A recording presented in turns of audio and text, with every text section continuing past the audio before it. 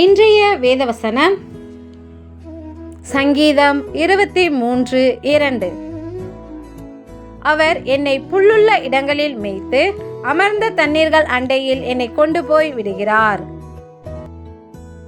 நம் கர்த்தராகிய கிறிஸ்து சொல்லுகிறார், நானே நல்ல மேய்ப்பன் என்று.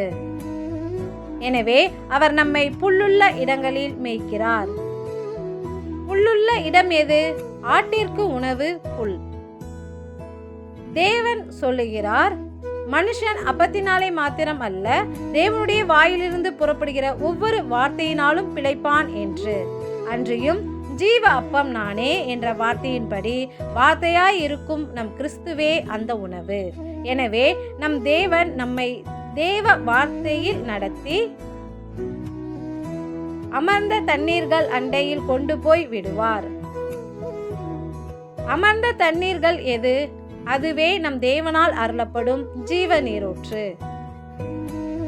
நாம் கர்த்தரின் வார்த்தையின்படி நடந்தால் தேவன் நமக்கு அருளும் ஜீவ நீரூற்றை அடையலாம்.